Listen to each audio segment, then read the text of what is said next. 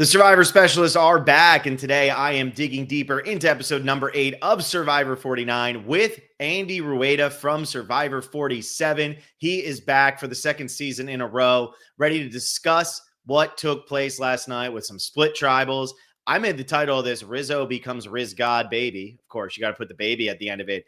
Great gameplay last night, and I'm excited to get your thoughts on everything that's been going on, not just on this last episode, but on this season as a whole. Super happy to be here, Phil. I've said it once, I've said it again. I really like your podcast, but you are my mother's favorite podcast. And so I'm happy to be here. I'm happy to contribute. But I'm super happy to talk about the season. I think we're at a very interesting point in time with it. I think I agree with a lot of people. Maybe the pre-merge was on the sleepy side, but I see a lot of potential in the next few weeks. So this is a good time to come on and talk. I love that. Yeah. And I love to hear that I'm her favorite podcaster. Your mom and Kyle's wife, Kyle, winner of 48, they need to get together and like do a podcast with me, because Kyle just kept telling me, he's like, Maggie loves you, man. That's it. She wants to listen to your podcast. And then he was listening to RHAP. I was like, wait, what are you doing? I thought you only listen to me. What is this betrayal? But yeah, it feels like there's a lot of momentum here. And I complained a lot last night about certain elements, and most of it was from the split tribe. And they led to some heated comments over on our last video. It's quite interesting to see how our fans seemed very split on whether they liked the episode or didn't like the episode last night. And I thought it was a good episode. There were some things that annoyed me, but where did you fall into it? Are you able to kind of push the fact that they split up again and just look at the gameplay, or is it still in the back of your mind too?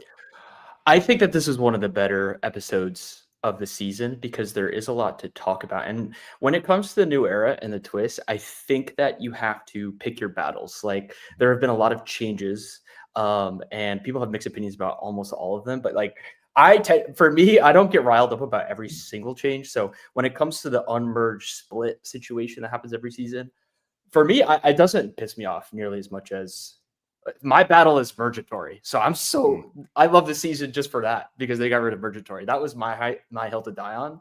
As far as this one goes, like, I don't have a huge complaint about it in principle, but there's not a high upside with the split tribal twist. Like, I don't think it's generated so many amazing blindsides or episodes. I think though that this might be one of the better iterations of that, because I don't like when it serves as a double boot. I think that gets rushed.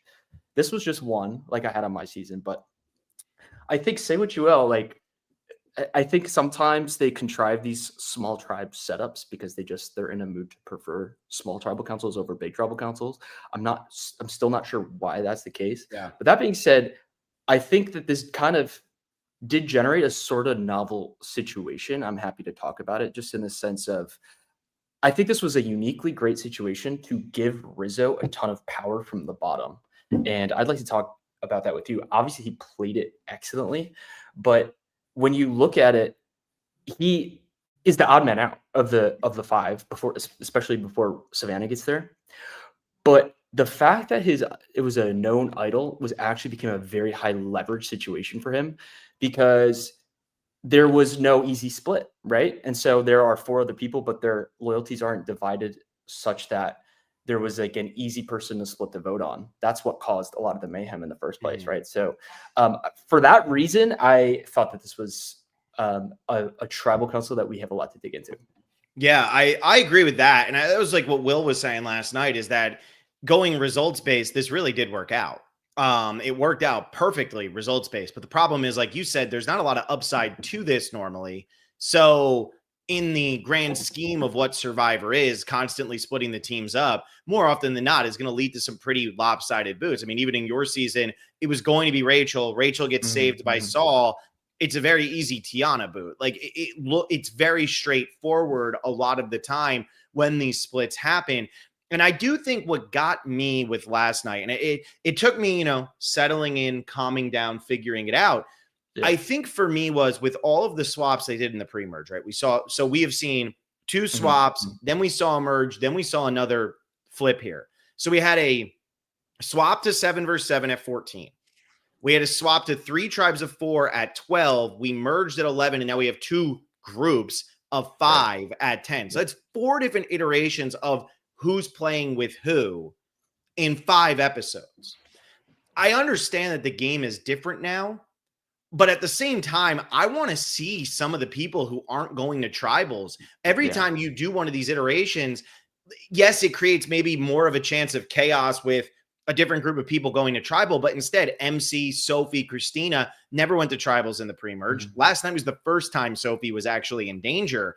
And I feel like I would have liked to have seen what say other people wanted to have in this. Now, did it work out perfectly that RizGod was in this situation, had the known idol, had bluffed last time, is with the right side of Uli numbers, has people like everything worked out absolutely exquisitely for them last night. Yeah. But I can't help but be like, stop with the split. Just let us Yeah. watch a 10, a 9, an 8, a 7 vote. Those are normally Yeah. more interesting. And don't tell me we can't do those just because 48 maybe was boring in those moments. Right.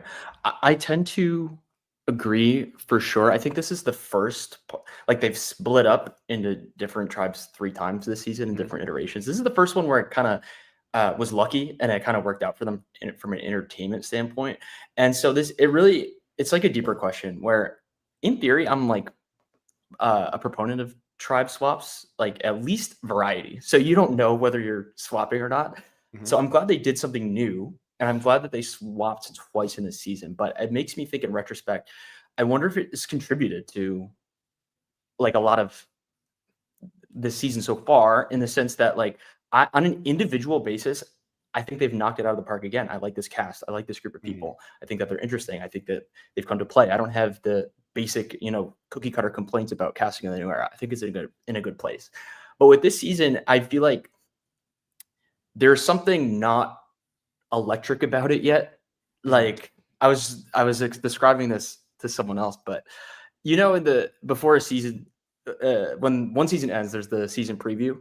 And if you're not spoiled by Inside Survivor and stuff, like these are the first time you're seeing those people, you have this cognitive sense of like, that's just like a random group of people. Like, Yep.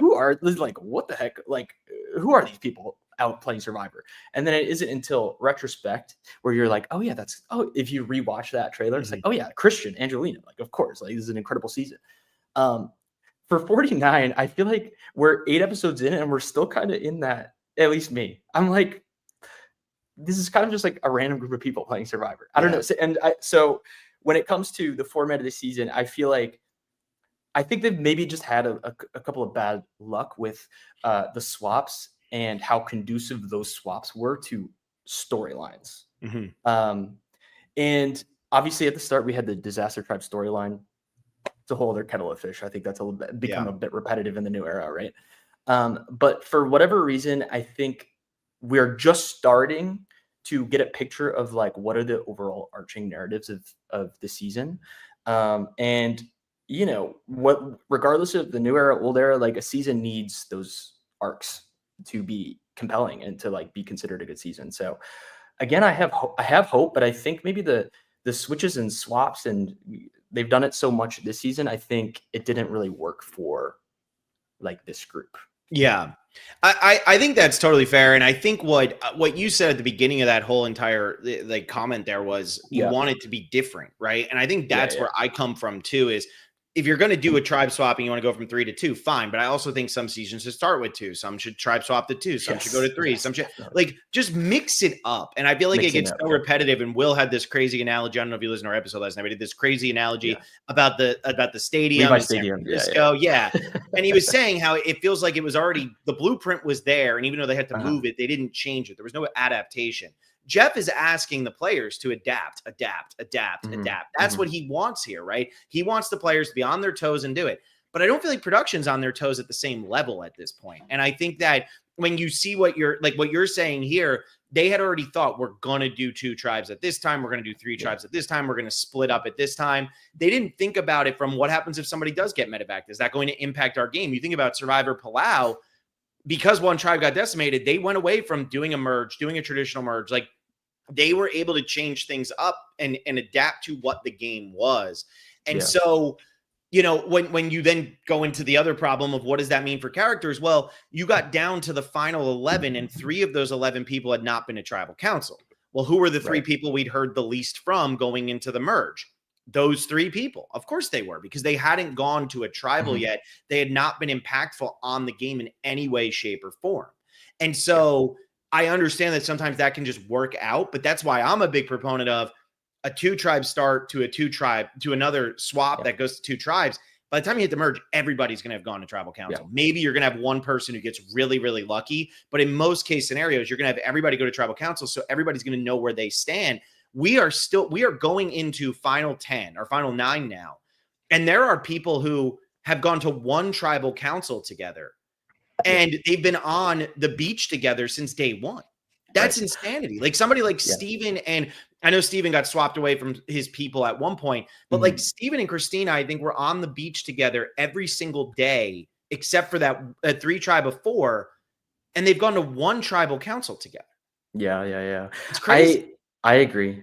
I think that so the whole narrative of like people not going to tribal in the whole pre-merge because there's another disaster tribe, that was cool the first few times. Like it was cool in Palau, it's cool in Philippines, just because it was new, right? The fact that it is sort of a feature of the new era, and I think that comes down to losing your flint has a compounding effect and blah blah blah. Yeah, I think it makes it less rich. I think in a vacuum, it is much better for a season to get to know players and establish them as characters before the merge happens. And the only real way to do that is for them all to touch tribal council. And so, yeah, so I agree with you. And then as far as like you mentioned, like I think this whole new era has been, from Survivor's standpoint, from a creative standpoint, it's been one project. And I want to give them some credit because I think that in a way, in some respects, it's been good that they've stuck to their guns, because if they listened to all the feedback from 41 and 42, they would have scrapped everything and they would have started over. Who knows? I think 43 to 44, that's not my favorite like group of seasons, but they went in the right direction. They got rid of Do or Die. They got rid of the Hourglass. But for other things like the Beware advantage and the Shot in the Dark, particularly, I actually actively like the Shot in the Dark. And I understand their standpoint of what we're going to do is we're going to let this define this era of Survivor, and we're going to stick to our guns so that as time goes on, players are going to learn from the mistakes of the early new era, and they're going to become more familiar with these new mechanics, and it's going to lead them to use it in innovative ways.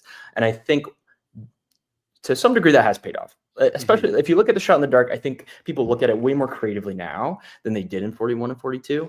And so I want to give them some credit for that. But I think that if anything, you could say that they've probably erred too much on the side of sticking to their guns, and they've become very stubborn. And some things they've let ride on too long, which is the other side of the coin. I am not Mr. Hate the New Era. I think that, especially, I think they've done one of the better things, in my opinion, in Survivor history. And this is just my take, but going to 90 minutes is super positive. It's a super positive change, I think. And right off the bat, I think 45 through the pre-merge of 48 is low-key like a golden stretch of Survivor. Like, and I'm biased, partly, of course I'm biased, but it's great Survivor. Like, and I think you would take so much of that over the Mactor era, you know what I mean? But a lot of things get romanticized as time goes on. But that being said, it's not perfect. It's not perfect.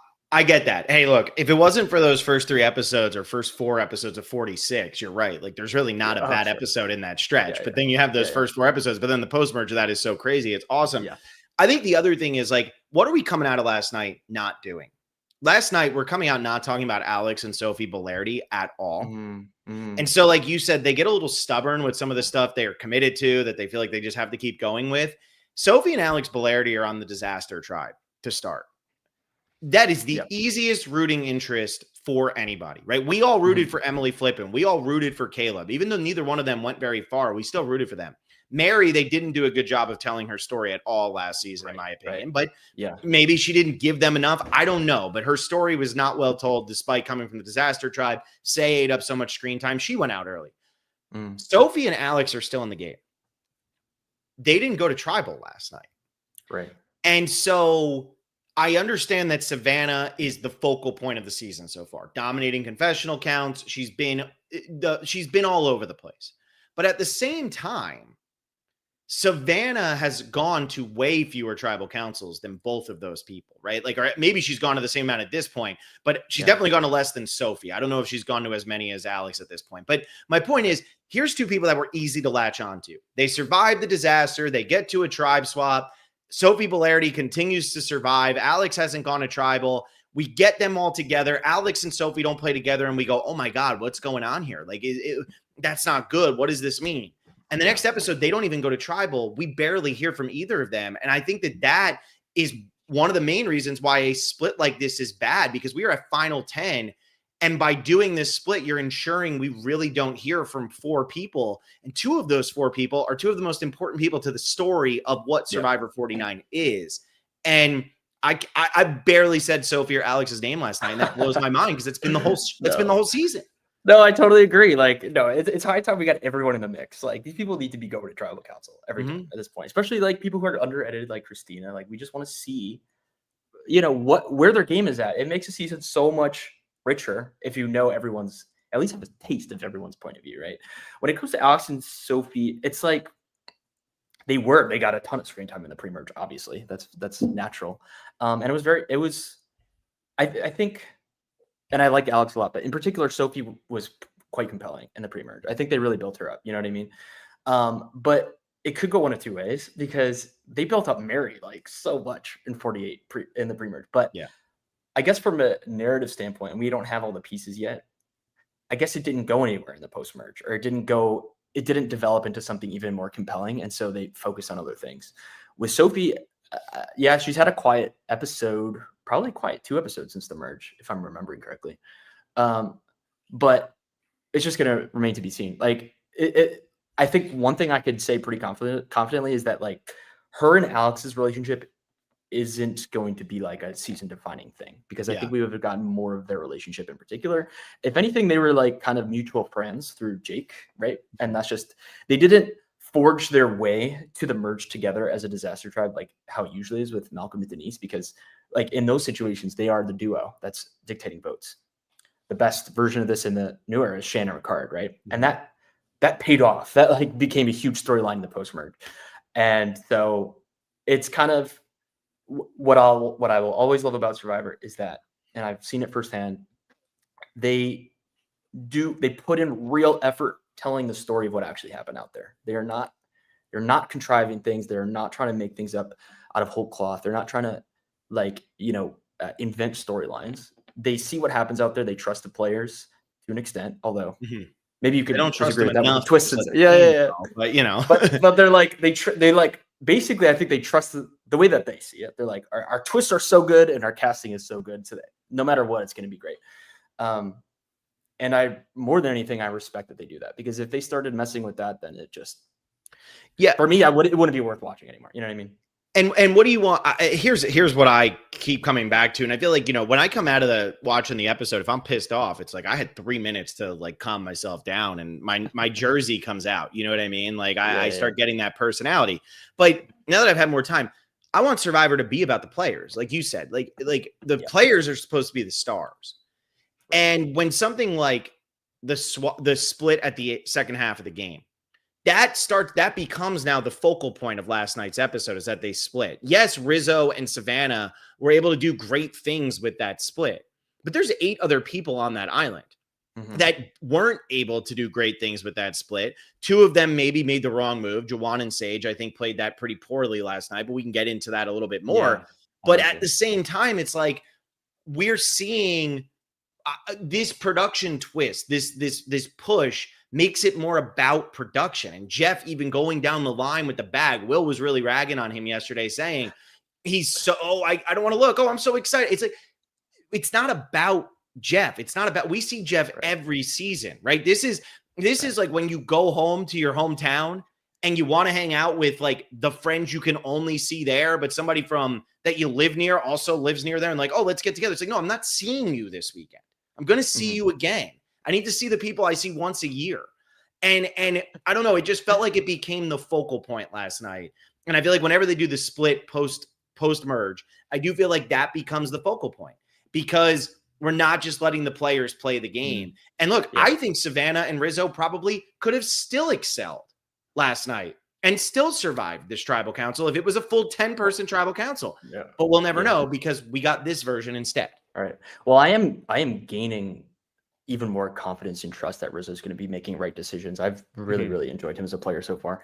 But to your point, I think, okay, so when it comes to this split thing, I think the downside is that it's just kind of boring. Like, I mean, like we earned by watching the pre-merge, we've earned the point where we can watch them all play together. And that's what we want to see. That's what we want to see. So I don't like that. But I think, and this might be a point that Will made yesterday, but I think on the other side of things, to be fair, it's not a twist anymore. So it's just like, so it's a mechanic at this point. It's built in, especially the new era. It's built in as a mechanic. And so I guess the reasoning would be, or maybe a defense of it, is that maybe the excellent player can see it coming around away. And no, they're not going to control who's on what tribe, but if maybe they start engineering scenarios so that they're good no matter what happens, because unless I'm mistaken, well, no, it doesn't happen at the same exact time every season, but you can see it coming. It's like kind of like you're not a Big Brother person, but like I'm not. A double eviction, it's going to be in a certain window. Like if it's not this week, it's going to be the next week. So it's not my least favorite thing, and it led to a pretty interesting vote. And so I'd like to talk about the vote. Like it was not like the most electric blindside or anything, but it was a really good vote to talk about in the sense that like you can judge everyone's decision, which is cool. And so go ahead, dive in. What do you think? Did Juwan, Sage, the decision that they made to ultimately vote for MC last night, right decision in your opinion or wrong? I want to preface by saying Sage and Juwan are two of my favorites this season. So this is a pro Juwan podcast. Love Juwan, and I love Sage, who is the alternate on Survivor 47. And for whatever reason, that's a huge bonding point. Like, Survivor preseason is such it's a bizarre, unique experience. You share it with anyone, you're bonded in some way. So I'm rooting for the both of them. As far as just like judging it, the biggest takeaway is that it does feel like they let Rizzo off the hook pretty easily. I feel like the last vote was a big statement. It's like we're flipping, and it's like they're at the merge, the real pivotal merge vote, which was an exciting vote last episode. They put lines in the sand and they went against the Uli tribe, and it would make a little bit more intuitive sense that they would stay on that for at least for a bit and not just say never mind and start working with Rizzo and Savannah again. So that I get the sense that it wasn't the optimal move for them. But I want to talk about the really interesting dynamic, like I mentioned at the top, where they don't have as much leverage as usual because Rizzo and his idol do have a ton of leverage, especially given the makeup of the tribe. And I think, all right, here's who I could point to who could have done something differently. Sophie could have done something differently. And let me try to pinpoint what it is.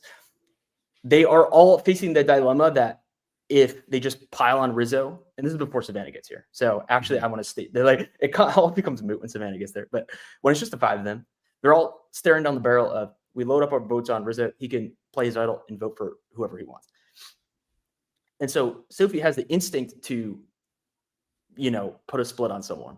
That's cool. But numerically, I think for her, it would have been better to do the sort of opposite, because it doesn't seem to me like her and MC have all the trust in the world that they went against each other when shit hit the fan during this vote. But if she instead went to Juwan and Sage, they could have formed a triangle of trust, which is the absolute best thing you need in this particular scenario. Again, before Savannah gets here, when it's five of them, the only way to feel secure when your target has an idol is if you have splitting power, right? And so if the three of them look at each other and be like, if we coordinate, none of us are going home tonight, then that would have been great. And then I would have enabled Juwan and Sage to make what seems like the much better move and just getting Rizzo out. It didn't happen that way. And so it shook out in a different direction, but that's what I would say. I didn't think about that last night, but I think that's a really good point. They could have neutralized Rizzo's idol before Savannah got there by saying, if Sophie goes over to them and says, hey, one of us, one of you and me, we're going to vote for MC. MC's going to vote for Rizzo. We're not going to tell her what's going on. MC's on the outs. And Sophie'd be smart here to do that because she's looking at Sage and she's looking at Juwan and she's saying, you all have the power. And I want to make sure I stay here. So rather than saying, I'm going to make myself the decoy vote and then almost realizing, oh shit, I actually would go home in this situation. I now need to backtrack. Yeah. If you go and you do exactly what you just said there, then that means that you could cause a 2-2 vote that MC doesn't realize she's not a part of until after the votes are read. But if you succeed and Rizzo goes home, you don't really care that you lose MC here because you feel like you have good enough relationships on the other side. You can talk to people through it, whatever. But if it doesn't work and Rizzo plays his idol, you ensure MC goes home. And that's not a bad case scenario either because you just backstabbed her and now she's out of the game. Yep. Either way, you're making somebody mad in that situation because maybe now either Rizzo doesn't trust you ever again or maybe MC doesn't trust you ever again. But you're also building a stronger bond with the other two people with you. Yeah. And then you have Steven back there. You got a group of 4 going back to that camp, at least feeling really good going into final 9, no matter what happens in that situation. Right. And like they're all at that stage, they're all in survival mode, right? And so I think it would have been good. And I know that again, like then Savannah comes and then it's 6. Yeah, but I think here's what's interesting though. I think this kind of low key exposes almost like a survivor rule, and the rule is, or at least it's a huge pattern. And if the pattern is if players don't have the security, if they don't have a splittable majority, right? Like players almost never elect to call someone's bluff when they have a public idol, and this was tested a lot in the old era, I think, with Russell and whatever, and Tony, it goes down the line. And I think that's something, I think for future players, I think that's actually it's a really nugget of wisdom where it's like, if you have an idol, like it could, especially in these situations, really pay to have it and to sort of wave it around because it is, I think, empirically acting as a deterrent. And like Rizzo, honestly, I don't think he really had no right to survive this tribal council with his idol. No. You know what I mean? He had no right to do that. But he was amazing in how he pulled it off. And I think this group in particular, look at how averse they were about the idol last tribal council. They had all the numbers in the world, but they were worried. They were worried about it, and it pushed the vote away from Rizzo. And so I think he's onto something here. And now that he's out of this sticky situation, he still has his idol. He can do even more damage with it because the rule of like it's like he could just play that card until they call his bluff. So yeah. I think it's very powerful. It's a good point because I don't play poker, so maybe I'm misreading this, but it's almost like if you're in a poker tournament and you realize you're starting and getting close to the payout, you're starting to get close to the money, right? And you're up in chips, you have a lot of chips. You might start to play it a little bit safer because you're saying, I want to make sure I don't blow this opportunity and miss out on cashing in this tournament. Yeah. Whereas somebody who's low in chips, they start getting a little bit desperate. They start making maybe a little bit more foolish moves and start going all in a little bit more because they know that the odds of them getting to cashing out aren't very high. The only way they can make this different is to flip it. And so you start getting people who are playing for one more place. And I do feel like that happened a little bit last night because like Juwan and Sage had so much power. And I don't think they realized how much power they had because Rizzo and Savannah showed up on that beach. And if you feel confident enough in Rizzo and Savannah to vote for MC, that means you feel confident enough that you could vote for Rizzo knowing that he's also going to vote for MC. Because if you're voting with Savannah and Rizzo in last night's episode and they don't vote with you, it's a 2-2-2 or you go home or whatever. You don't know what Savannah's advantage is, whatever. Like one of you could easily go home. So why are you, if you trust them enough that they're going to vote for MC, why don't you just say, okay, great, they're voting for MC. It can't be us. Let's try to get Sophie or MC to throw a vote at Rizzo. Rizzo goes home in a 3-2-1 in a worst case scenario there. And Rizzo's out of the game. If he plays his idol, Rizzo's still in. You lose somebody else, but you know it's not going to be one of the two of you. And I think it's a great point. I think what happens, especially because there are so many twists, it's an argument I've made a lot during the new era. sometimes players start to play scared because they don't know what's coming next. And they say, well, I don't want to make the big move now because that could backfire on me if we get split up or if there's multiple immunities or whatever it is.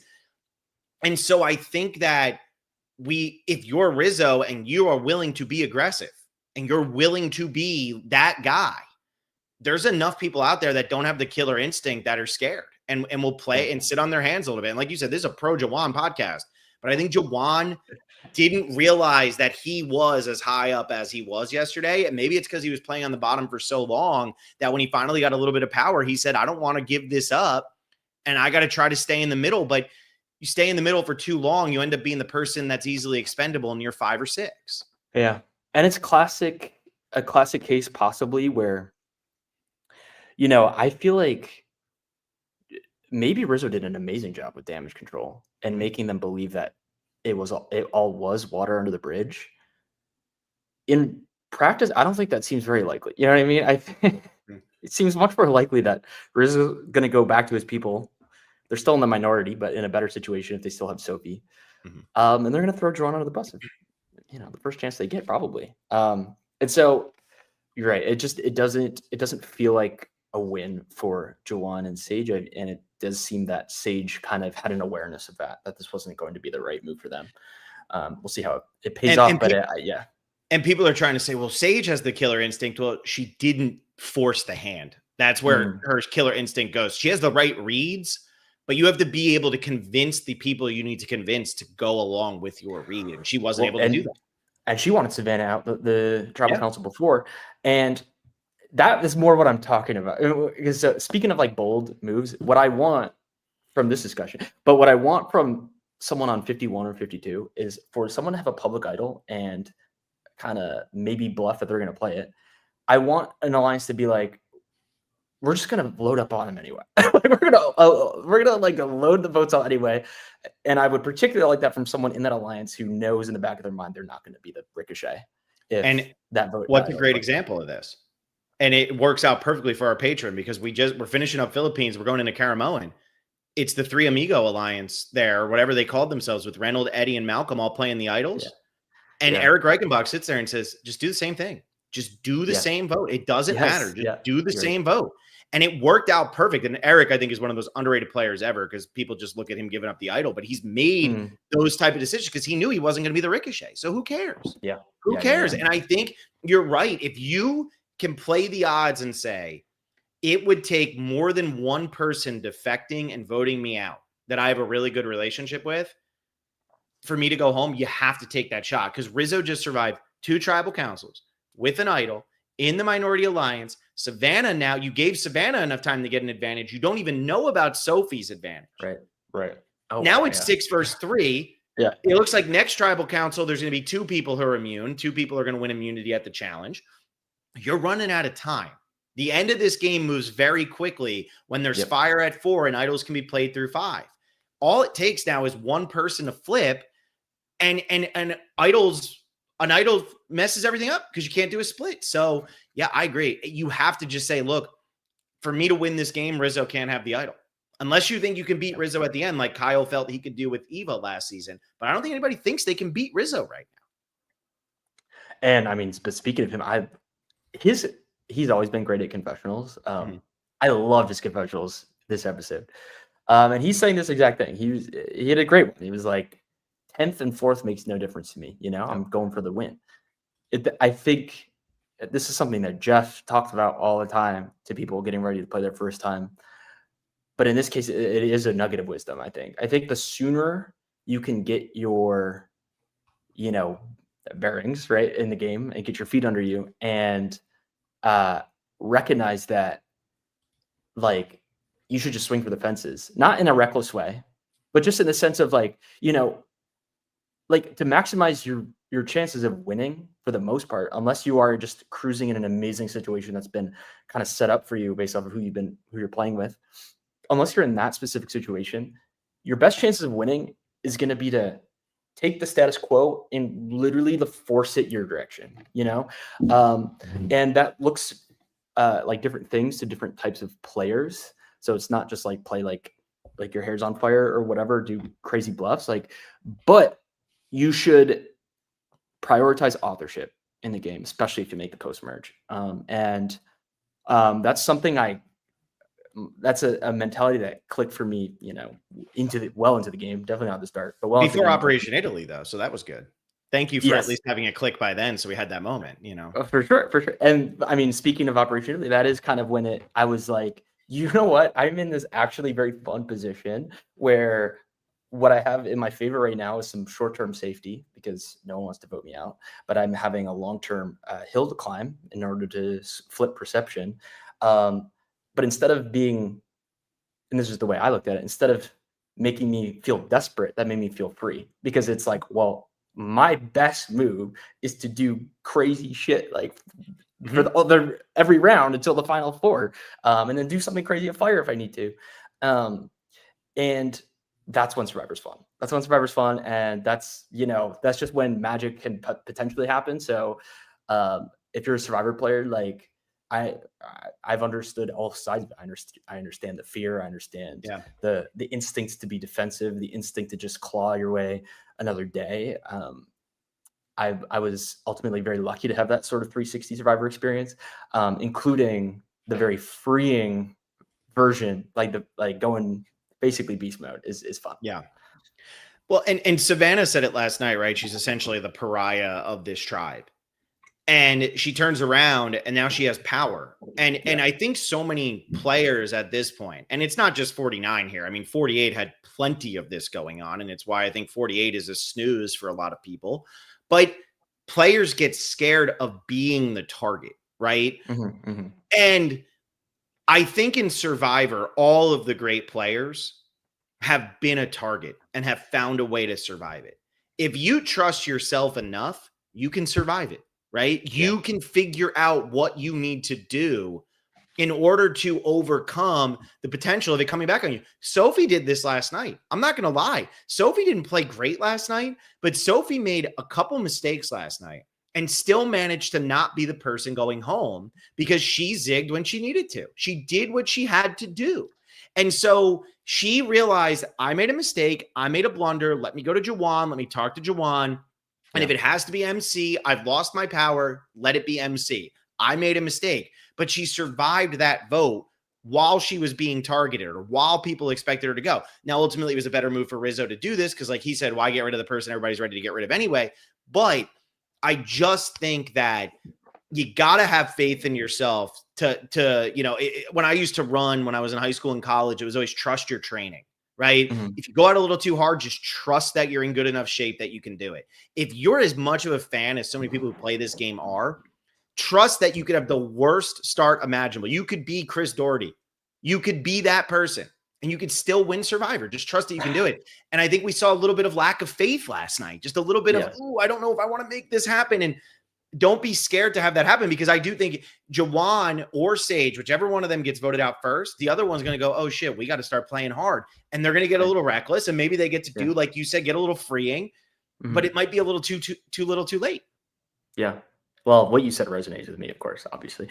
But I feel like what's good from maybe just from the standpoint of the season, from a viewer standpoint, it is good. Like speaking of Sophie, it wasn't a perfect round from her, but now she's battle tested. Now I feel like as a viewer, like now she has entered the game and now she's someone like I can think about and like, all right, like where does she sit now? Like what's she doing? That's where you want to, like I wish that period of time happened sooner in this season where you feel like everyone's, you understand where everyone is and everyone's started playing the game. So, so I'm rooting for her. And I think that this could be a good wake up call. It's good that she, it's good she survived it. Yeah. And who knows what's going on the other side? Because now you have Christina, who's not battle tested. She went to one tribal. Things went her way. She has an idol now, but Alex knows about the idol. Alex says he's going to tell people. Sophie has knowledge is power. Guess what? That's not a spoiler, but that the breadcrumbs are so obvious there of where we're being led right now. And Steven, he's more battle tested. So now pretty much everybody at this final 9 has been at a tribal council where it could have been them. Jawan maybe doesn't realize, but I mean, that 4-person tribal that Jawan and Sage went to, it easily could have been one of them. Shannon wanted Jawan gone. So it really is only Christina who's not battle tested at this point. And maybe for Sophie, this makes her play a totally different style of game. Who knows? I just, I feel like last night, Sophie Bellardi, who we watched have no power for the entire game, got her power back and didn't do a thing. And that's again where it goes back to this split, because now her alliance is suddenly in a much better position. But she wasn't a part of it at all. It all happened around her. So now if Sophie Bellardi wins this season, which I still think she very easily could do, to me, she's still probably the favorite. If she wins this season, she wasn't present for the moment that allowed her tribe or her alliance to regain control of the game. And I just think that there's still plenty of stuff she can do, but this is such an important moment. Yeah. And she wasn't even there for it. Yeah, you're right. That is a shame. Here's the good news is that we're past it. We're past it. Where are we at now? The final 9. Final 9, that's a good number. So, here's hoping 9, 8, 7, 6, 5. Like somebody commented last night and said it's going to be 3 tribes of 3 people win immunity, 3 people lose their votes, and 3 other people get to vote. And I was just like, please don't even joke about that stuff nowadays. Going by, and this is another positive of the new era. I think going by history at this point, they kind of cut it out at the final. I think they let the final 9 to the end ride out most of the time with like very minimal twists. And that's very exciting. And so I have like a high level of confidence that like the next few episodes are going to be the better part of the season. Agreed. And I feel like this season has a lot of momentum right now. I feel like it's really cruising. I think since the Jason boot, that episode with the Sage versus Shannon going on as like a prelude to what was going to happen the next week, I think there's been a lot of momentum here. I wasn't expecting Nate to go home. Honestly, I really wasn't expecting MC to go home last night. I did think it was ultimately going to be Sophie. So there's a lot of momentum here. I get Rizzo now. I get Savannah now. I mean, I feel like Rizzo right now, he's evolved, right? They talked about Pokemon earlier on the season. He went from Rizzo to RizGod. What's his third form? What's the next version of him? It's like RizGod. Yeah. That's where Riz has to go. He's got to go to RizGod. But, I feel like he's evolved, and I'm saying, okay, Rizzo is playing this game very hard. He's playing it aggressively. He even said that people were doing the Genevieve on top of him of her saying holy whatever, and then him going, I can't believe that just worked. The two of them where it was like, show us our new era kings or queens in red or something like that. They're both wearing red. It's great. It's great. So you could see the runway for Rizzo. Like the puzzle pieces starting to come together, like because now him and Savannah and Sophie, they do have all these advantages, like you pointed out. And you could kind of see how this could just keep going up. You can keep going up for them. So, especially given their edits, so. Absolutely. I mean, that's a big part of it. I'm trying to find a comment from last night that we had on our episode, and I thought it was a good point, and I thought it would be good to kind of bring up here. And maybe they weren't in like the best mindset when they wrote it, but I do feel like it's still something that's worth bringing here. Okay. So this is Valet Boy 21. 2 seasons in a row, production gives an additional advantage to the winner of a challenge where the smaller contestants have a significantly higher chance of winning. They did it with Eva last season, again this season with Savannah. Anything there for you? Does that ring true for you? Does that stand out to you, I guess is what I should ask. I feel like it doesn't really stand out to me. I think what's true is that different body types and different like people have advantages in different types of challenges, right? And so true equity over the course of the season is that there are going to be some challenges that are, better for just pure brute strength. Some challenges are where the puzzle person shines, and some challenges are when someone with a smaller frame is like in an advantage. The fact that they were placed with I think that's a coincidence in my opinion. But that just speaks to a greater point where I think that they should keep moving in that direction more than they already do, and have a wider variety of challenges that test different skill sets on a week-to-week basis. I think sometimes, especially in the pre-merge, they're a little bit monotonous, or homogenous, I would say, like in terms of what it tests, like an obstacle course and a puzzle at the end, pretty much, right? So I think that there should be challenges where a smaller body frame is at an advantage. Yeah. And I get where this comment's coming from is, it's the challenge where there's an extra advantage attached to it. But I think in last season, if not mistaken, that was a stage challenge. You even had to get to the final stage to even have a shot to win it. So yeah, I get where people are coming. People want to look for conspiracies because, they want the Uli 3 to win. Like I always say, it's not that they want the Uli 3 to succeed. They want whoever's in the minority to succeed. They think that that's better TV. Sometimes it is, sometimes it isn't. 48 probably could have used a flip here or there, but it doesn't always work. And we're not always rooting for the underdog. Sometimes we really like the top dogs and we're really pissed when one of the top dogs gets screwed by a twist. Yeah. And so at the end of the day, though, all of the twists, all of the advantages that are being put into this game, they're being put in to help the people who are not on top. For what it's worth, just like by being out there, at least in this era, I have a pretty high level of confidence that every single decision is in fact planned out like that, like they say publicly. There are a lot of conspiracy theories, because from a reality TV producer standpoint, it would be extremely tempting to change it up, like given the information you have about where the story's going, so you could influence it. That's kind of like absolutely like what most reality TV shows do. But Survivor, they just look at it in a different way. At least now, I can't speak to the bottle twist in Cook Islands. That's kind of. But now, like, hurry up. Yeah. Right. I think they had planned it all out beforehand, because if they didn't, I think different decisions would be made. If they were trying to optimize for entertainment as they went. I think last night proved that once they lock in, they're locked in, because I think that they knew, like I said, they knew that they were going to split at 10. And Will had said last night, he said originally the reason they split in the post-merge because of time. They need to get 2 people out. They needed a double boot episode. No, they don't need a double boot episode anymore because Jake is gone. But they did this anyway. And so, yeah, I tend to agree with you. I think people get a little too caught up in, we know this, we know that. Look, we know who's on 50. If you don't know who's on 50, I don't know how you are still listening to our podcast. I've gotten so much shit for spoiling who's on 50, air quotes. It's like, I didn't do it. Inside Survivor did it. I just know. So I'm going to talk about it. And I'm not going to pretend that I'm like smart at picking or something just because, I think people look at that and say, oh, well, Rizo and Savannah are on 50, so the producers are trying to rig it for them. They don't know at this time that those are the 2 people that they're putting on 50. They don't care. That requires some. Whoever's saying that needs to instill a bit more critical thinking. Like they did.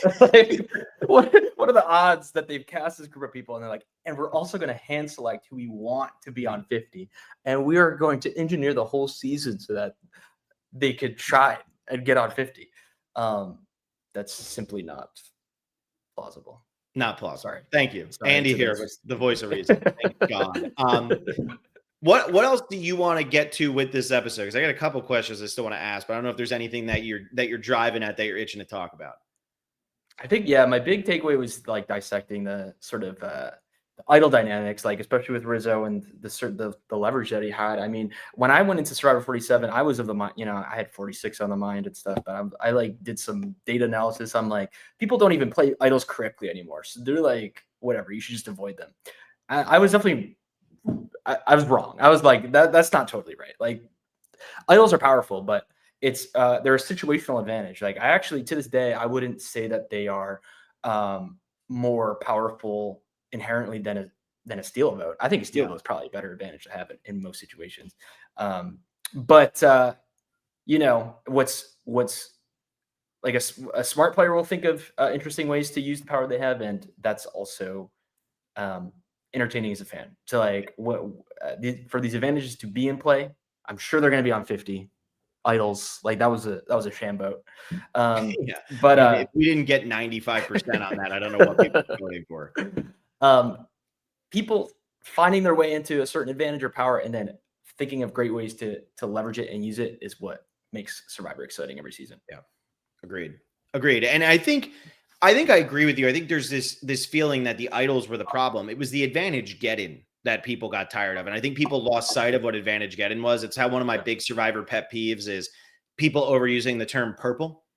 And Matt got voted out of this season and said he was purple when he had like the 8th most confessionals. We got voted out. I'm like, dude, you don't know what purple is. Like at that point, I think Sophie Segretti had like 4 confessionals the whole season, and he's trying to claim he was purple. And people overuse that phrase. And I think people they put the blame on the idols when the idols are the best thing to ever happen to Survivor. The idols changed the way Survivor worked, right? Like up through the first 10 seasons, we watched a very same type of game, and you were reliant 100% on characters and swaps and dynamics.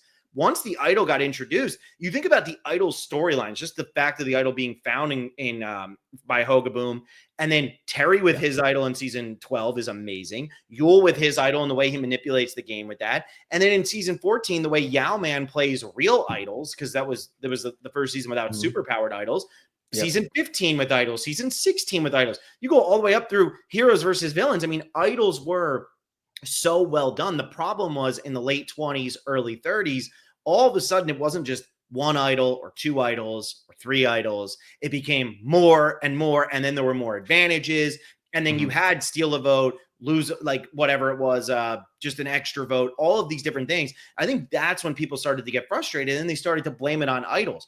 Trust me, it's not idols that you dislike. You like idols. If you don't 100%. Like idols, you're watching the wrong show because they've been here now for 40 seasons.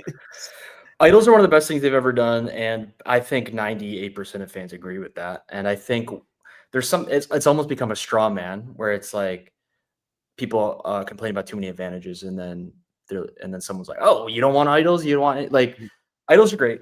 And when it comes to Survivor, I think with most things, there's a sweet spot. It's like a whole Goldilocks situation, right? And that applies to everything. That applies to people complaining there are too many super fans on Survivor, right? In the past, I remember like going to the RHAP archives.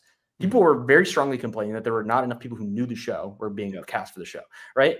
And so there's just like a good mix is great. Should everyone be a super fan? No, because then it kind of collapses on itself in this like too meta way that's not the best TV in theory. The other side is just as bad, I think. So a mix with that is good. With the advantages, a sweet spot is great. And you mentioned the late 20s, early 30s. It's funny because Advantage Get-In was way too much, but that was specifically Game Changers. I actually think that my take is if they went back to they straight up did the rules and format of Survivor 26 to 32 or 33, that is kind of the sweet spot in almost every way. And that is like one of my favorite eras of Survivor. I think when people crap on the 30s, I think it does start with Game Changers, and then maybe that's a good point. Subsequent seasons. I always try to lump in the late 20s. I haven't rewatched the late 20s in a while, and now I'm finally rewatching Caramoan again, and I'm like, it's just idols. You're right. It is pretty much with Game Changers, and the fact that Suri goes home in her way, and the next season they turn around and Ben wins the game the way he wins it. And that's when people started to get really frustrated. So I think that is a good point. And I think like, you know, when they're talking about there's too many people who know the game, whatever, MC is somebody who doesn't know the game. And she's pretty open about that. Her first season was your season. Her favorite season is 44. It's like like it's very limited knowledge of what Survivor is.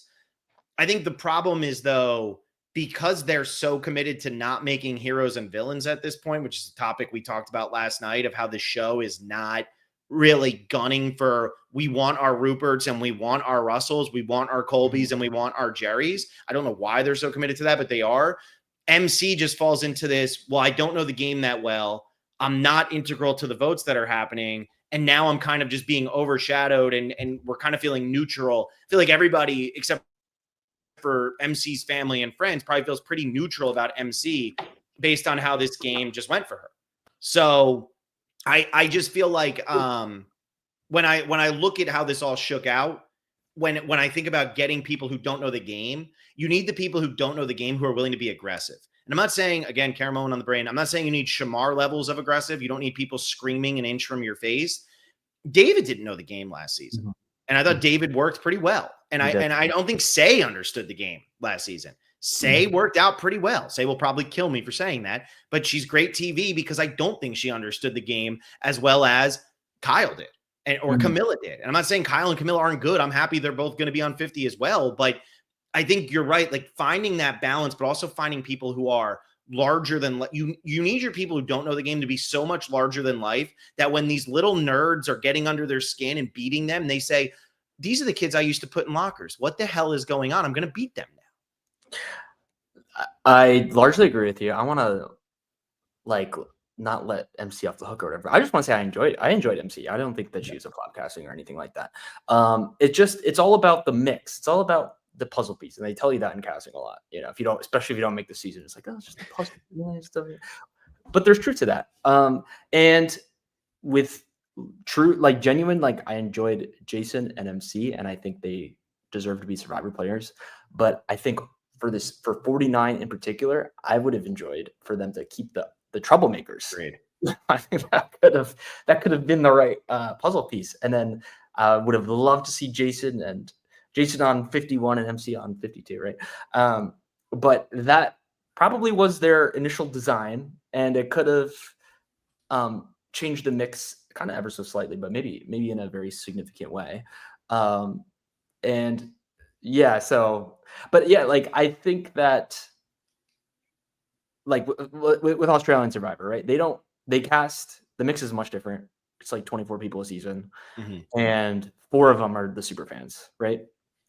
The other 20 don't know what the heck is going on. They don't, like, in terms of the show, like they're just showing up. But Australian Survivor produces some really great seasons, and I think when it comes to people who are not fans, it's all about the gamble. It's all about the low floor, high ceiling.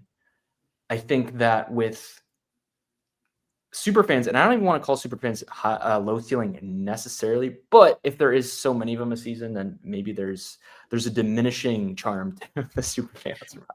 And every super fan, and I know you've done it, I know you did it before you went out there for 47. Every super fan has already played the game 20 times in their head. They already know, I've already seen myself get voted out in the pre-merge. I've seen myself make final 3. I've seen myself make the jury. You've already played the game. What would happen if I was on a season with somebody like Andy or somebody like Q or somebody like Rome? How would I play the game? You've already thought through this so much. I think what happens is you hit that island and you say to yourself, okay, here's my game plan. Let's make it happen. Let's go. I'll adapt when I have to, but I'm going to try to stick to this game plan as long as I can. Yeah. I agree with you. If you find some of those people like a Garrett from season 28, right? He didn't make it very far. He's great in those 2 episodes he lasts. Right. Yeah. But then, and I agree, but with the Australian Survivor, the thing is they have so many gambles for people who haven't seen it. Honestly, a lot of them are flops, but Australian Survivor is taking care of that by just truly purpling a lot of them. But what you get is some diamonds in the rough who become very, very, very integral parts of the season in a very refreshing way. And so what I'm rooting for is obviously seasons to be good, but also for the game to be pushed forward. And what it takes is a combination. It takes, for the game to be pushed forward, it requires some people out there who've seen everything so that they kind of know what direction they could take the game in. They've, studied it a lot and come up with interesting moves that required some studying and some data.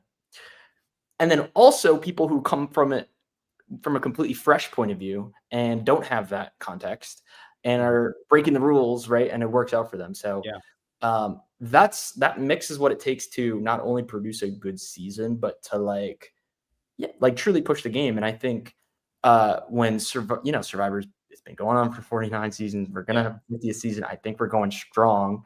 That's what it takes for Survivor to remain great. Is not the changing of the format and the twist necessarily, but pushing the game forward. Well, and I think, China's my favorite season. Todd's the biggest fan to ever win. Yeah. James had no idea what the hell he was stepping on the island for. Right.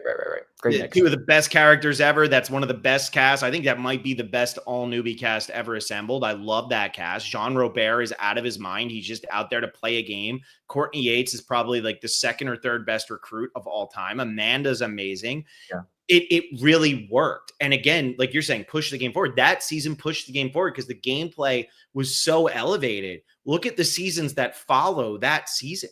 It's because China does this, and all of a sudden everybody wanted to play it like that. Or how are we going to protect against potentially having an idol and going home with this and doing that? There were so many thoughts that were going on. And I'll ask you this question because I know you've been such a fan for so long. Yeah. What's your favorite era of casting? In terms of casting. And that doesn't mean oh, I want to like hang out with these people. Just in terms Right. of when you think about what's the best stretches of what seasons work, like what seasons work with casts. That's a great question. That's a great question. I definitely have my favorite eras to talk about just in terms of seasons, but when it comes to casting, I do know that early 20s is just not, it just went way too far in a direction that I don't Mhm. prefer, right?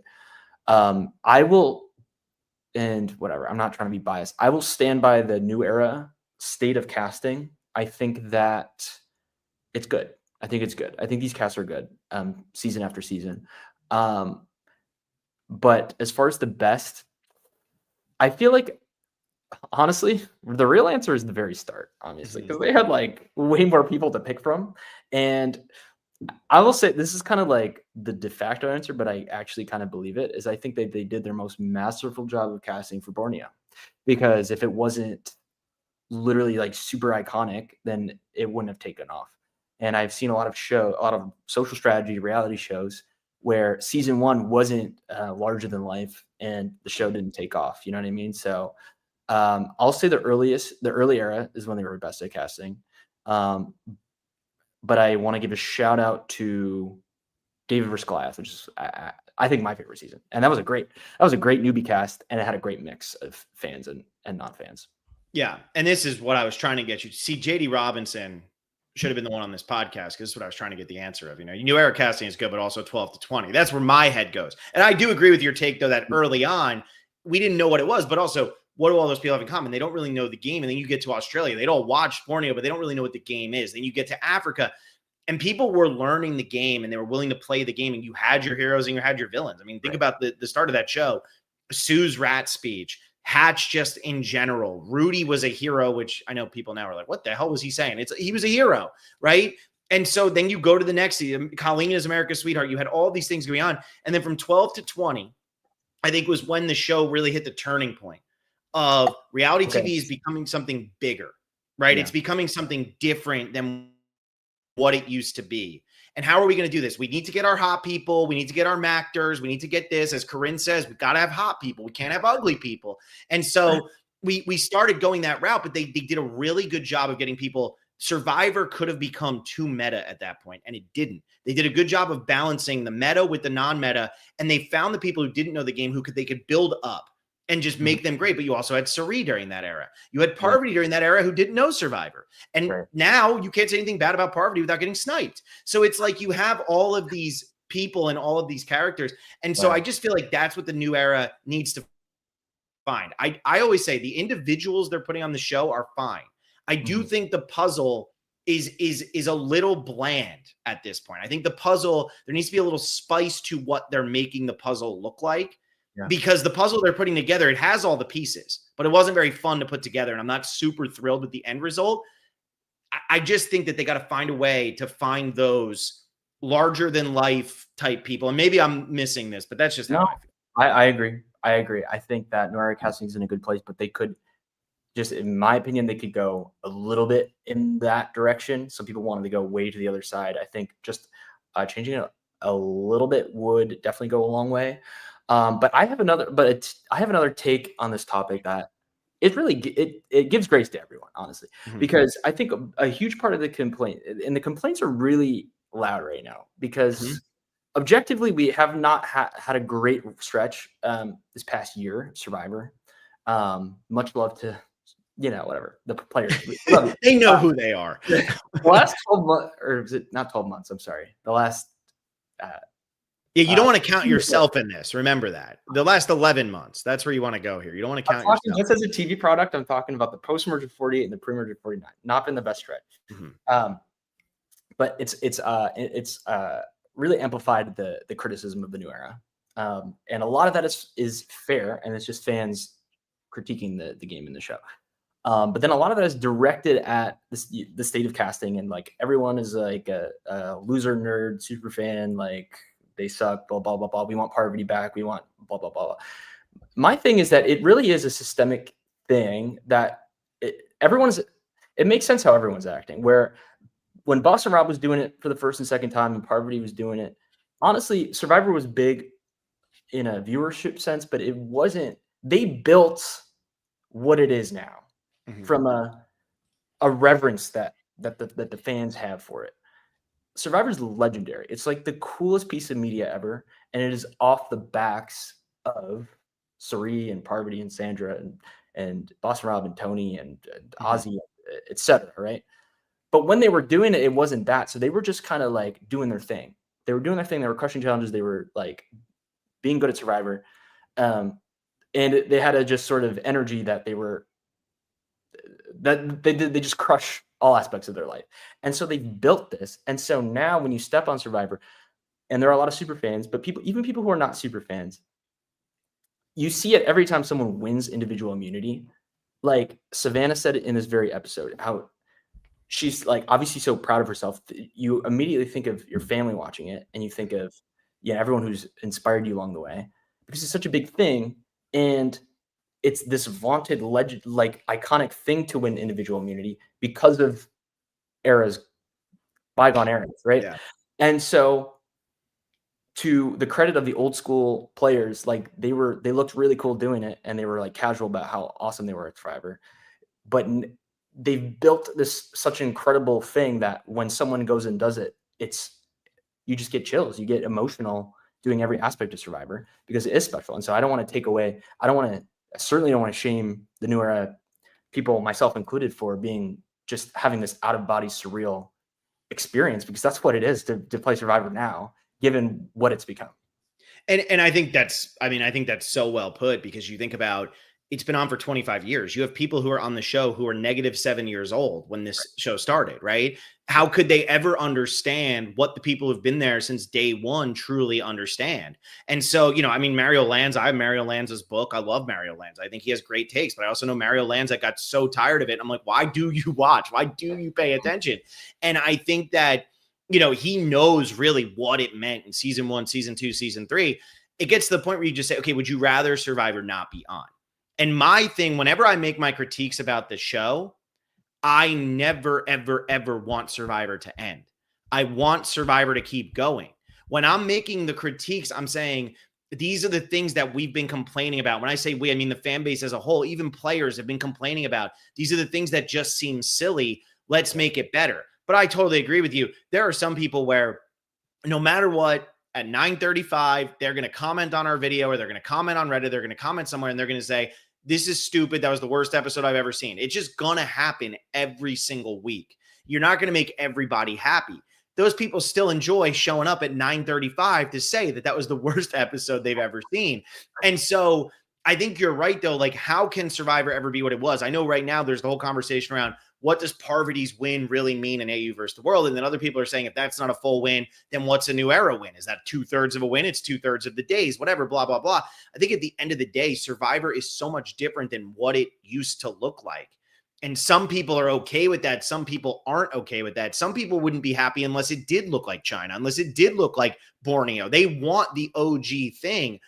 I understand that, to stay on for 49 seasons, you have to be evolving. Jeff has that 100% right. There is no doubt about it. But at the same time, I feel like they've stopped evolving at some parts in the new era. And that's where my frustration comes from. Because, again, I don't think the individuals on the show, from casting, I don't think every decision they're making is bad. But when the puzzle just keeps going together and looking like the same puzzle over and over and over again, and then the production twists look the exact same over and over and over again, it just starts to be like, all right, I want something new. I want to feel as excited about Rizo as I did about just the David tribe. Like you said, David's Goliath. There was only 12 seasons ago. And that was awesome. When that scene on the beach where they all figure out what advantages they have and Carl like falls over, it's incredible. Yeah. It's incredible. And that was only 12 seasons ago. Figure it out. Like, make it look different. You can do it. It's still there. Don't get too complacent. Well, yeah. So 50 is going to be where it's going to be. It's in the hands of the fans. So blah, blah, blah. But I think that there's a lot to think about. I think we can already start projecting into the 50s, because here's what I don't know what it's going to look like. In fact, I think it's very unknown what the 50s may look like. But what I do know is that the big executive producers, like the creatives of Survivor, they pride themselves on being creative, and they used to get so much flack not too long ago for coming up with changing the game up every single season, coming up with way too many ideas and messing everything up and changing it. And a lot of that was back then. It was. But Mhm. now they're not changing. They've arrived on something that they're happy with, and they haven't changed it for a while. But I think that by the time 51 and 52 actually come around, and I think they're probably planning it as we speak, um, as creators, they're going to be, I think, in the mood to come up with the new ideas again. And so the good news is that the 50s are not going to look like the 40s. Yeah. I feel pretty confident about that. The unknown is like, I think it could start looking really wonky. Like, Mhm. hopefully they come up with great ideas. You know what I mean? I'm hopeful. But yeah, yeah, 50 is going to definitely be this culmination of what we've come to expect post COVID, and then who knows from I there. also think, depending on what happens on 50, if old school players dominate 50, Mm, I do think that might make Jeff go, okay, the new era thing, I've been trying to say it's harder. I've been trying to say it's this, whatever. And then if the old school players come out and dominate it, it's like they just beat you at your own game. They came to your house, they took your ball, and they're going home. Does that impact maybe the way they're thinking about it? I also think that a reason why so many people are being so negative about 49 and are so down on this season and are so down about the cast is because they're just pissed about the 50 cast. And I think mm, because they're mad about the cast for 50, they're not giving the benefit of the doubt on anything right now. But I think that we're going to have 4 or 5 returning, at least half returning, somewhat returning player seasons in the 50s. I think they're going to go in on it because they're going to see how excited people, once 50 starts, they're going to see how excited people are to watch it.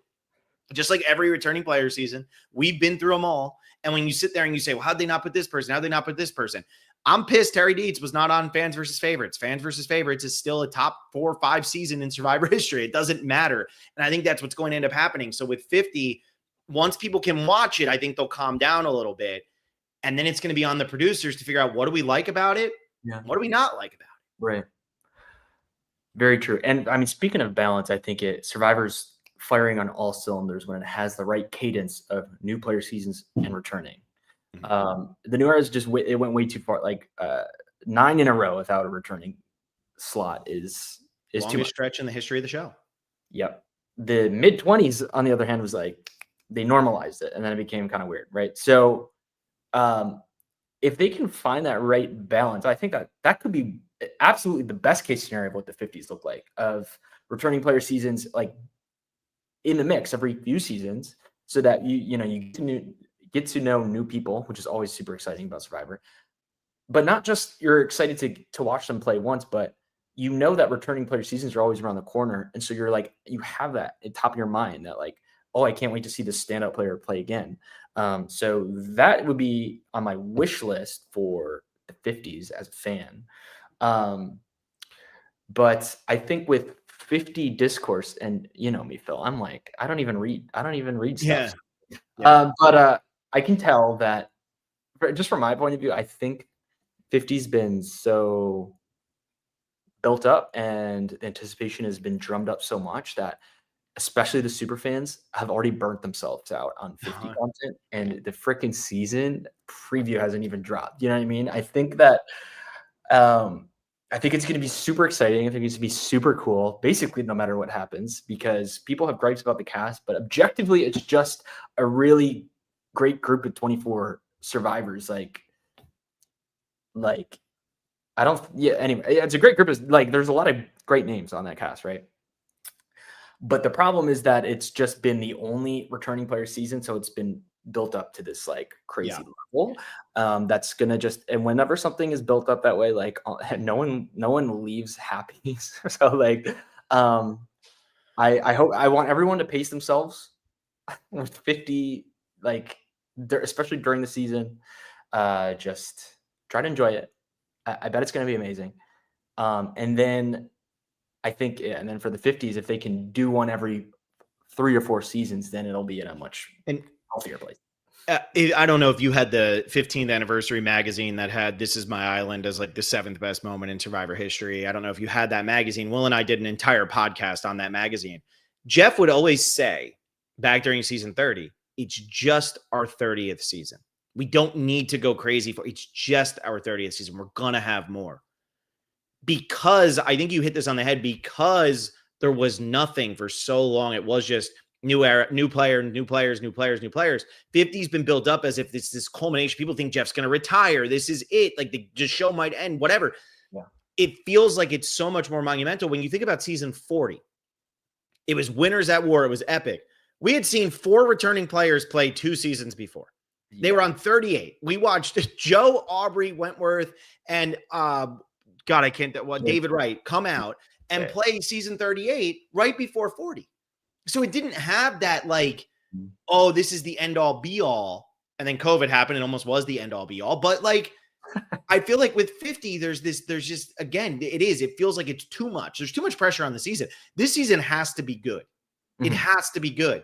40 didn't feel like it had to be good. And honestly, 40 wasn't that good. So. Oh, okay. Well, we can talk about that. Yeah, I know. I remember being, so like, I was obviously by then just like so in the world. Like I was an RHGP patron. And I remember it's just so funny being a super fan. Like I remember where I was when the Inside Survivor dropped of the 40 cast. I don't know, Phil. I thought that was really special. Like it seemed like a little bit like the end all be all. Like what could they do after this? Because Winners at War sounded exciting, but I wasn't excited until I saw that they actually delivered on the names, and actually had like whatever Kim. You know, like I'm like okay, like they actually know the history enough that they know Kim is a must-have. So that was really exciting. And Winners at War was not perfect, but I'm a Tony stan, so actually. Yeah, I mean, I'm a Tony and Michelle stan, so I did get what more could I have truly wanted from that season? But I get what you're saying. I mean, I'll never forget. I got told, I was like, hey, this is what the cast is going to be, and I was like, what? like it blew my mind, and it was epic, and it was awesome. And yeah, there's people again, but even on that season, I wanted Todd. I was like, where's Chris Doherty? What's going on? Where's Tom Westman? It's okay that we didn't get those people though, because it was just cool to see them all play. I think when season 50 starts, the mentality around Survivor is going to change. The feeling is going to change, right? I've been a Detroit Lions fan since I was a child, and now that the Lions are good, they win one week, they're going to win the Super Bowl. They lose one week, it's a disaster. We have the worst GM in the world, blah blah. That's how Survivor feels. It's an episode to episode. I hate this. I love this. I hate this. I love this. I hate this. I love this. And it's been a lot of I hate this for a while here. But I think just the excitement of watching people we know stand on that beach again is going to be enough to propel into the 50s. And honestly, people were, why are you complaining so hard about the post-merge split tribals and stuff? I don't think production listens to me. I don't think Jeff listens to me, but Jeff and production are listening. They're listening in overall, and they're going to see that people really want the 50s to look different. Yeah. They want it to be more returning player seasons. They know also who people are pissed weren't on 50. And so I think there's going to be a lot more listening. So voice your complaints now, because look, the ratings are fine. Survivor's doing fine. Survivor's not going anywhere. Yeah. And Jeff's not going anywhere. I know you all think he is, but he's not. And so just get ready for what's going to come next. And yeah, I mean, we're doing maybe a little too much complaining, but complain away and say, do the constructive criticism of what you actually want for season 51 and season 52. Don't just say this sucks, I hate this. Yeah. Figure out what more, you know? And you know, with the fan opinion, the public opinion, it's very fickle. That's like the complaints are super loud right now because Survivor hasn't been at its very best lately. Especially if 50 delivers, not even just if it delivers, but just seeing, you know, again, the season preview and the preseason. By the time we get into the swing of the preseason and listening to the interviews, it's going to be like a very, very exciting time to be a Survivor. It's going to be very exciting. Totally agree. All right, let's wrap it up with this. So RizGod, RizGod, baby, the man, the myth, the legend, W guest. That's you, Andy. Well done. Always love having you. Rizzo. Dude, Rizzo, you cooked. Cinema. Cinema fire. That was turning in. You ever play that game? What is it, like Sentences for Neanderthals or whatever the hell it is, where like you have to like speak in 1-syllable words? it's like a party game. It's got like a stupid like blow up balloon mallet too. I forget what it's called, but that's how I feel whenever I'm like trying to be fire. Cinema Unk. Also, shout out to JD if he's still in the chat. I love JD. I know JD, super fan. Got to show up to some events, man. I got to see you around 50. That's all I'm saying. Yeah. All right. The last thing I'll ask you is who do you think's going to win? Ooh. So, like I mentioned with this player, the edit remains to be seen, like the direction. But I feel like I'm on the Sophie B train. Like I was, like I jumped on the Sophie B train in the pre-merge. Um, I think she's great. I think she's great, and she's got that really great quality where obviously she survived the disaster tribe, but she really didn't even sweat through that period of the game in terms of getting voted out. And then all of a sudden she lands on that swap tribe, and she's like the belle of the ball. Everyone wants to work with her. That's that's like what a win. That's what happens to a winner. You know what I mean? For them to have that quality. And so, yeah, I'm in her corner. I think she could win. Yeah, I'm kind of with you. I've been saying Sophie for a while now. I was really high on Jawan. I'm feeling a little bit lower on Jawan right now, but I just feel like if Sophie gets to the end, she's got the story that beats anybody. She got to get her out by fire because she has the story that beats anybody. And right now, I don't think it matters with so far what's happened in the post merge. Rizo and Savannah, what they just did last episode was pretty cool, but 4 people didn't see it. I didn't see it. That's actually big. That's actually Yeah. whether or not you see it is it, and that's like a lot of the things that happen in the pre-merge. Like the downside is that you don't have like the jury watching that. And so yeah, and then she's got this knowledge is power, which I mean, I think people understand how powerful the knowledge is power is, but like we haven't even seen it at its full power yet. And she's in a position where she could actually, it's kind of like trivially easy for her to play it right in this situation. You know what I mean? So like that's a ton, like that's a very powerful advantage. Yeah. And she's got it. She's got it. I know. If she plays it right, which I think she will. Anybody, which is like, you know, yeah, which is great. Which is great. it's awesome.